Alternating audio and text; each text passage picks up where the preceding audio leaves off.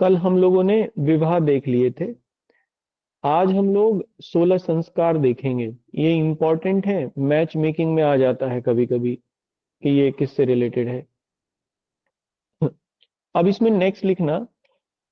देखो, मनुस्मृति में ही 16 संस्कारों का जिक्र, 16 संस्कारों का जिक्र है, 1 से लेके और 16 तक जनरली। अच्छा, ये बताओ संस्कार क्या होते हैं? हाँ जी, गुड इवनिंग। Moral values, मैं अंग्रेजी नहीं पूछ रहा हूँ। अच्छे आचरण, ये क्या होता है? सबकी रिस्पेक्ट करना, बड़ों का आदर करना। चलो इसको ना, जब लास्ट क्लास खत्म हो जाएगी आप मुझे याद दिलाना, फिर मैं आपको बताऊंगा कि संस्कार होते क्या हैं और कैसे आते हैं समाज में, प्रिवेल कैसे करते हैं सोसाइटी में, बनते कैसे हैं, और ये बदल भी जाते हैं। समाज के साथ ये बदलते भी हैं। इनमें इसलिए मोबिलिटी देखने को मिलती है, क्योंकि जो संस्कार ये 16 उस समय इंपॉर्टेंट थे, आज नहीं है। आज वैसी मान्यता नहीं है, और सही भी है। जो चीज 1000 साल पहले ठीक थी, वो जरूरी थोड़ी ना है कि आज भी सही होगी। वो उसमें कुछ बदलाव तो आना ही चाहिए। तो बदलाव आ जाता है, लेकिन मूल बात ये नहीं है। मूल बात ये है कि संस्कारों के पीछे पीछे छिपी हुई बात जो होती है, वो एक ही होती है। वो तब भी एक होगी, आज भी एक होगी। हाँ, वो ठीक है, ये तुमने सही कहा, लेकिन इसमें भी कुछ और सवाल सवाल मेरा ये है कि हाँ, ये तुमने ठीक कहा, संस्कार वैसी चीजें हैं, लेकिन ये आती कैसे हैं समाज में, होती क्या है, और भी थोड़ा गहराई में, कोर में। तो वो मैं आपको क्लास के बाद बता दूंगा। फिलहाल इतना समझिए कि कुछ मोरल वैल्यूज, कुछ नैतिक मूल्य ऐसे थे जिन्होंने जिन्होंने समाज को एक व्यवस्था में बांधने का प्रयास किया, एक सिस्टमेटाइज करने का प्रयास किया। उन मोरल वैल्यूज को मान्यता मिल गई, ऑथेंटिकेशन मिल गई सोसाइटी से।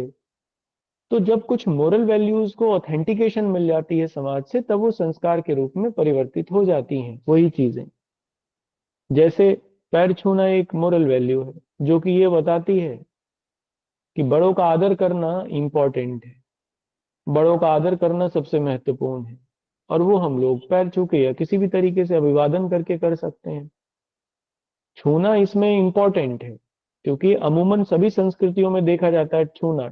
इसको हम लोग टच कॉन्सेप्ट भी कहते हैं।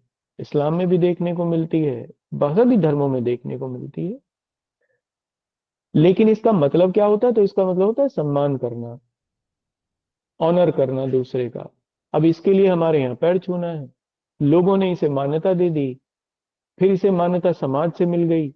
ये सकारात्मक मूल्य के रूप में कन्वर्ट हो गया। जब किसी मूल्य को समाज मान्यता दे देता है, उसे ऑथेंटिकेट कर देता है, तब वो संस्कार में परिवर्तित हो जाता है। तो सबसे पहले संस्कार की शुरुआत होती है कुछ आदतों से। संस्कार की सबसे पहली कड़ी होती है आदतें। कुछ आदतें सकारात्मक, कुछ आदतें, या उनको हम लोग कह सकते हैं नैतिक आदतें, यहां से शुरुआत होती है। और जब नैतिक आदतों को, जैसे आदत कब बनती है कोई चीज, तो आदत का मतलब ये होता है कि जब हम अपने अंदर कोई सकारात्मक बदलाव करना चाहें, तो फिर उस विचार को, उस सकारात्मक विचार को हम लोग परफॉर्म करना शुरू कर देते हैं। जब तक हम किसी चीज को परफॉर्म नहीं करेंगे, वो आगे नहीं चलेगी, बात वो वहीं खत्म हो जाएगी। जैसे आप सोचते रहिए करिए मत, तो आपका वो विचार खत्म हो जाएगा, वो जन्म नहीं ले पाएगा। लेकिन आप सोचिए और सोचने के साथ करिए, तो वो धीरे धीरे आगे बढ़ेगा। तो जब हम लोगों ने किसी मूल्य के बारे में सोचा, किसी वैल्यू के बारे में सोचा, और फिर उसके बाद उसे परफॉर्म करना शुरू किया, तब वो एक, और उसे ऑथेंटिकेशन मिल गई, शुरुआती मान्यता मिल गई। शुरुआती मान्यता मिलती है परिवार से, परिवार से उसको मान्यता मिल गई, तो फिर वो एक आदत बन गई। जैसे जूते चप्पल बाहर निकालना, ये एक जनरल ट्रेंड है। लेकिन ये सकारात्मक मूल्य है, पॉजिटिव वैल्यू है। इससे स्वच्छता रहती है, साफ सफाई रहती है ना, उसको घर के ऑर्डर को मेंटेन करने में मदद मिलती है, तो एक वैल्यू बन गई। परिवार ने उसे मान्यता दे दी, तो फिर ये एक मूल्य के रूप में कन्वर्ट हो गई। अब अगर सारा समाज इसे मान्यता दे दे तो ये संस्कार बन जाएगा। जैसे जापान में सारे समाज ने इसे मान्यता दी, तो जापान में इसलिए जूते चप्पल बाहर निकालना एक संस्कार है। हम लोगों के यहाँ ये जो संस्कार थे 16, ये ऐसे ही बने। इनके पीछे छिपा हुआ एक मूल्य था, एक विचार था।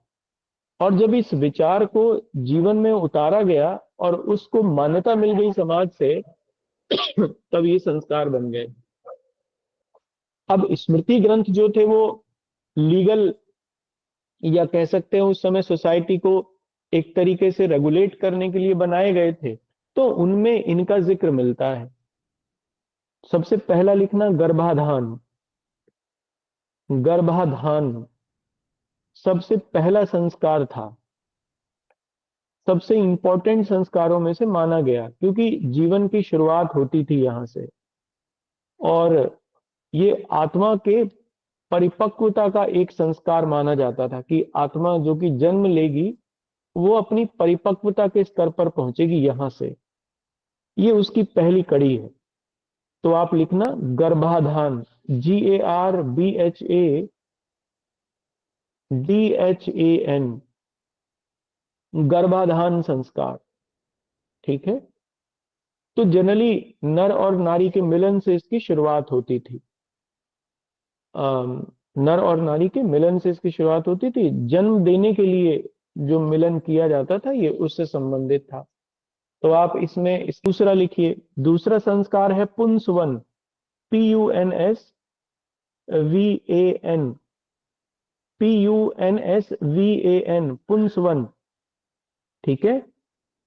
देखो इसमें ये होता था जनरली, शायद गर्भ धारण के दूसरे, जहां तक मैं याद कर पा रहा हूँ, दूसरे या तीसरे महीने संस्कार होता है। हाँ, दूसरे या तीसरे महीने होता है ये संस्कार, जहां तक मुझे याद आ रहा है। इसमें होता जनरली ये है कि बरगद का वृक्ष होता है ना, बरगद के वृक्ष की जो छाल होती है।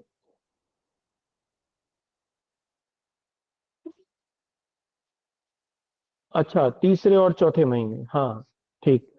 तीसरे और चौथे महीने होता जनरली ये है इसमें, मतलब इसका मतलब ये होता है, तीसरे चौथे महीने का मतलब ये होता है कि जब प्रेगनेंसी कंप्लीट हो जाती है, मतलब ये पक्का हो जाता है कि हाँ, जो अ, बच्चा है वो हेल्दी है, तब उसकी रक्षा के लिए ये संस्कार होता था। और रक्षा के लिए ये करते थे कि बरगद की जो छाल है उसका अर्क निकाल के, और माता की बाएं हिस्से में, मतलब नाक के बाएं हिस्से में डाला जाता था वो अर्क।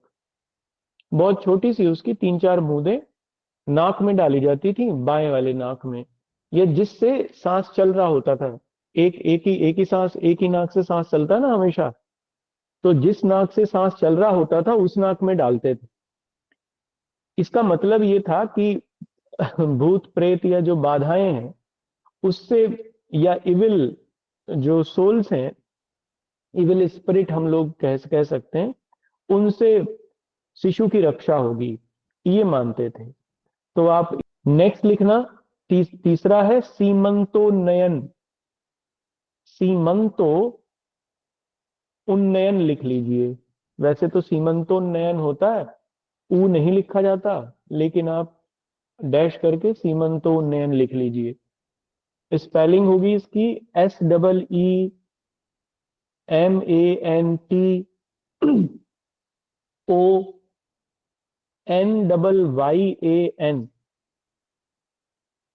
ठीक है, सीमंतोन्नयन। देखो इसमें क्या करते थे, छठे मास में, हाँ छठे या सातवें मास में, आ, जो माता होती थी उसके बालों को बांध दिया जाता था, मतलब जूड़ा बना दिया जाता था उसका। उसके बाद माताएं अपने बालों को नहीं धोती थी। और ये वैज्ञानिक है बहुत ज्यादा। ठीक है। देखिए माइक ऑन हो गया है शशि आपका, ऑफ कर लीजिए। इस समय इसमें इसमें और ये किया इसलिए जाता था जिससे कि शिशु की जो मानसिक वृद्धि है वो हो सके, शिशु के मानसिक विकास के लिए करते थे। ये माना जाता है कि जो शिशु का मानसिक विकास है वो माता के मानसिक विकास से जुड़ा हुआ होता है। तो एक समय के बाद बाल धोना निषेध है इसलिए ड्यूरिंग प्रेगनेंसी। और ये संस्कार इसीलिए था। लेकिन इस महीने में माता के बालों को बांध देते थे, उसके बाद वो धोते नहीं थे। उसके बाद वो तभी धोते थे शिशु के जन्म के पश्चात। मतलब जूड़ा बांध देते थे उसका, जैसे जूड़ा नहीं बांध लेती है महिलाएं वैसा। नेक्स्ट लिखना, अगला है जात कर्म। अगला संस्कार है चौथा, जात कर्म। नहीं, न्यू बॉर्न नहीं है, चाइल्ड इन वॉम्ब लिखो, वही ठीक है मेरे हिसाब से। जात कर्म अगला है। देखो, जात कर्म होता था जैसे ही शिशु का जन्म हुआ, तो वैसे तो ये माना जाता था पुराने टाइम में कि जब शिशु का जन्म हो उस समय पिता उसके सामने होना चाहिए। माता पिता सबसे पहले शिशु को देखें और उसको आशीर्वाद दें। और इसमें होता ये था कि पिता शिशु को शहद चटाते थे। उसके जन्म के साथ ही उसको शहद चटाया जाता था, अभी भी होता है। ये जात कर्म संस्कार था। ठीक है। तो ये सबसे इंपॉर्टेंट माना गया, क्योंकि शहद एक साइंटिफिक है ये, क्योंकि शहद जो है ना एक बहुत इम्यून बूस्टर का काम करता है, इम्यूनाइजेशन बूस्टर का काम करता है, और बिल्कुल नेचुरल है। नेचुरल नेक्टार होता है शहद, तो उसको दिया जाता है। तो आप लिखना है ना नामकरण। ये पांचवा संस्कार था, नामकरण। इंपॉर्टेंट ये हम लोगों के यहाँ तो यही शुरू होता है, नामकरण से ही शुरू चीजें होती हैं। लेकिन ये पांचवा था। तो इसमें जनरली शिशु का नाम रखा जाता है। देखो, निष्क्रमण में पहली बार बच्चे को सूर्य के दर्शन कराए जाते थे। यानी घर से, घर में ही, मतलब उसको सूरज के दर्शन का आंगन में लेके आया जाता था पहली बार। तो अमूमन मतलब इसका यही था कि सूर्य के दर्शन होंगे, बच्चे को कराए जाएंगे। और शायद ये तीसरे महीने पे होता था, आफ्टर 3 मंथ उसके बर्थ के। क्योंकि शुरू में तो इसलिए नहीं, अब इसके पीछे बड़ा बढ़िया लॉजिक है। शुरू में इसलिए नहीं क्योंकि उसकी स्किन जो होती है वो इतनी सॉफ्ट होती है उस समय कि वो यूवीज को नहीं सहन कर सकती। पर विटामिन D3 चाहिए उसको, और उसको बाहर की दुनिया के या बाहर के प्रकाश को भी देखना है, जिससे वो ज्यादा सेंसिटिव हो जाए चीजों को लेकर, उसको पता चले कि हाँ कुछ और भी है। अभी तो वो अंधेरे कमरे में ही था, या कमरे को ही देखा था उसने। तो ये पहली बार आफ्टर, जहां तक मुझे याद है, 3 मंथ के बाद उसको बाहर निकाला जाता है और सूरज को दिखाया जाता है। इससे ये भी कहते हैं कि उसकी आंखों की रोशनी हमेशा अच्छी रहती है, आंखें कभी खराब नहीं होती या उसमें रोशनी की कमी नहीं आती है।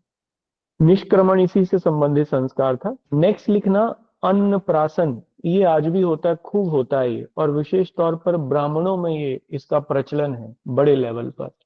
अन्नप्राशन, कहीं कहीं पर इसको पसनी भी कहते हैं, लेकिन इसका खूब महत्व है। अन्नप्राशन, इसमें सबसे पहले बच्चे को खाना खिलाया जाता है, मतलब अन्न खिलाया जाता है। खाना माने कि अन्न। तो अमूमन ये होता है कि खीर बना के खिलाते हैं गाय के दूध की। तो शायद 7वें या 8वें महीने में होता है बर्थ के बाद। तो अन्नप्राशन हो गया। नेक्स्ट लिखना, चूड़ा कर्म। चूड़ा कर्म, ये भी खूब प्रचलित है। चूड़ा कर्म, या इसे मुंडन भी कहते हैं। बाल कटाए जाते हैं, शायद 1 साल बाद कटते हैं या कब, ऐसे ही होता है कुछ। मुंडन या चूड़ा कर्म। ठीक है। नेक्स्ट लिखना, कर्ण छेदन। कर्ण छेदन, कान को छेदना। इसमें कान छेदे जाते थे अमूमन, गर्ल चाइल्ड के दोनों और मेल चाइल्ड का एक ही। इसका मतलब ये था कि अनुशासन के लिए, कान छेदने का, इसका कर्ण छेदन का मतलब था अनुशासन, डिसिप्लिन, कि अब वो जो बच्चा है, क्योंकि अब उसका अगला पड़ाव विद्या आरंभ करने का है, तो फिर वो डिसिप्लिन में अपना जीवन जिएगा, डिसिप्लिनरी लाइफ जिएगा। तो इसके लिए कर्ण छेदन का यही मतलब था। कर्ण छेदन का मतलब डिसिप्लिनरी लाइफ, अनुशासनात्मक जीवन। नेक्स्ट लिखो, विद्या आरंभ। ये 5 वर्ष से शुरू होता था, विद्या आरंभ, है ना। इसके आगे डैश के यहां से शुरू हो गया।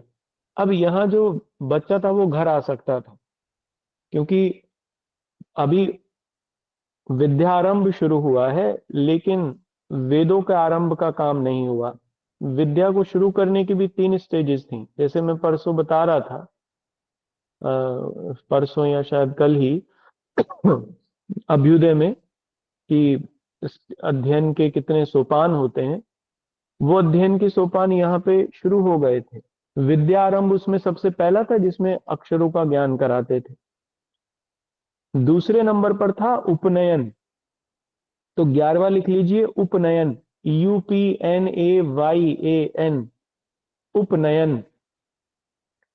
देखो, उपनयन में, उपनयन होता था जनरली एडोलसेंट चाइल्ड का। पहले तो उपनयन संस्कार फीमेल का भी होता था, लेकिन बाद में बंद बंद हो गया था। उपनयन का मतलब ये था कि वो यज्ञोपवीत धारण करता था, या जनेऊ हम लोग कहते हैं, कि उसको वो धारण करता था। जनेऊ एक धागा होता है, लेकिन ये डिसिप्लिन का धागा होता है, नॉलेज के लिए डिसिप्लिन का धागा होता है। वो गले में उसे बांधते हैं, दाएं से नहीं, बाएं से दाएं की ओर जाता है वो। और यहां से शुरुआत होती थी ब्रह्मचर्य आश्रम की, ठीक है, उपनयन संस्कार के अंतर्गत। हाँ, बहुत सारे नियम होते हैं उसके, लेकिन जैसे उसमें थ्रेड होते हैं ना, उनका भी एक नियम है, कि कुछ लोग 5 थ्रेड का पहनेंगे, कुछ लोग 7 का पहनेंगे, कुछ लोग दाएं से बाएं, कुछ लोग बाएं से दाएं, ये भी बदलता रहता है। लेकिन आ, ये इंपॉर्टेंट था, उपनयन संस्कार। यहां से ब्रह्मचर्य आश्रम की शुरुआत होती थी, यानी ये सीखने के लिए अब एक नए स्तर की शुरुआत होती थी। आप नेक्स्ट लिखना इसमें। अगला है वेद आरंभ, 12वां है वेद आरंभ, ठीक है, वेद आरंभ। तो सीधी सी बात है कि इसमें वेदों का अध्ययन शुरू करते थे, यानी आप समझिए कि एमए करते थे, मास्टर्स इन आर्ट, या स्नातकोत्तर पढ़ते थे। ठीक है। 13वां लिखिए, समावर्तन। समावर्तन, देखो ये संस्कार 24 वर्ष की आयु में होता था, जैसे उपनयन संस्कार 16 वर्ष की आयु में होता था। 16 से फिर 8 वर्ष तक विद्या अध्ययन किया जाता था, जनरली हायर क्लास की स्टडी होती थी 8 वर्षों की। और अगर आज भी आप देखें तो लगभग इतना ही है ना, 7 या 8 वर्षों की ही स्टडी है जो हायर स्टडीज है। उस समय भी ये इतनी ही समय की थी। तो 24 ईयर्स तक आते आते वो खत्म हो जाता था। 24वें वर्ष में समावर्तन संस्कार होता था। समावर्तन संस्कार में एक तो, जो हम लोग ये जो कपड़े वगैरह जो ये पहनते थे उस समय विद्यार्थी, वो कपड़े के नहीं होते थे, मतलब कपड़े माने कि मेघ चर्म वगैरह पहनते थे। मेघ, मृग चर्म कहते हैं उसे, मृग चर्म यानी जानवरों की खाल वगैरह पहन के रहते थे। तो मृग चर्म, और जो दंड होता था, दंड माने कि डंडा एक, लेकिन उसका मतलब होता था कि डिसिप्लिनरी लाइफ। तो समावर्तन संस्कार का मतलब था कि शिक्षा पूरी हो गई और हम लोगों ने मृग चर्म और दंड अब छोड़ दिया, उसको जल में प्रवाहित करते थे, बहते हुए जल में, किसी भी नदी में। और इस तरीके से जो विद्या आरंभ का हम लोगों का कार्यक्रम था 10वें से शुरू हुआ, 10वें संस्कार से वो पूरा हो गया। अब 14वां संस्कार है, ये सबसे इंपॉर्टेंट माना गया। ये देखो, दो संस्कार ही सबसे इंपॉर्टेंट माने गए हैं इन 16 में से। एक विवाह, उस समय आज नहीं, उस समय, ये हालांकि बदलते रहे हैं, लेकिन स्मृति ग्रंथों में जो दो सबसे इंपॉर्टेंट माने गए हैं उनमें एक विवाह और दूसरा गर्भाधान, ये दो संस्कार सबसे महत्वपूर्ण माने गए। तो ये 14वां है विवाह। तो आप डैश करके लिखिए 14वां विवाह। 14वां याद रखना इंपॉर्टेंट है, क्योंकि नंबर में भी पूछ लेते हैं कभी कभी। अमूमन ये माना गया कि 25 वर्ष पूरी होने के पश्चात जो विवाह है वो होना चाहिए, और यहीं से गृहस्थ आश्रम की शुरुआत होती है। गृहस्थ आश्रम को सबसे पवित्र आश्रम माना गया चारों आश्रमों में। तो विवाह चूंकि सबसे पवित्र जीवन में एंटर कराता है, प्रवेश कराता था, इसलिए इसको बड़ी महत्वता दी गई, बहुत इंपॉर्टेंस दी गई। इसीलिए आगे पीछे हम लोगों ने पढ़ा, इसका क्लासिफिकेशन भी बहुत हुआ है। तो 15वां लिखिए वानप्रस्थ, है ना। अब देखो, ये 25 वर्ष का समय है, 25 साल से लेके 50 साल तक के बीच का। इस 25 वर्ष के समय में इस गृहस्थ आश्रम में ये 5 महायज्ञ थे जो हमने सबसे पहले किए। वो पांचों के पांचों महायज्ञ संपन्न करने थे किसी भी गृहस्थी को, वो गृहस्थ आश्रम में ही पूरे होने थे। और 50, फिर ये पांचों यज्ञ पूरे होने के बाद जो 50 वर्ष पूरे हो जाएं, तो 50 वर्ष यानी 51वें वर्ष में वानप्रस्थ आश्रम की शुरुआत होती थी। वानप्रस्थ का मतलब था वन की ओर प्रस्थान, है ना। तो आप अंतिम दाह संस्कार, 16वां है अंत्येष्टि। अंत्येष्टि, अंतिम दाह संस्कार, या लास्ट राइट भी कहते हैं इसे, है ना। आजकल ये खूब होता है, और ये 13वीं से समाप्त हो जाता है। आफ्टर 13 ईयर्स ऑफ डेथ उससे ये समाप्त हो जाता है। ये 16 संस्कार। अब क्लियर है आपको?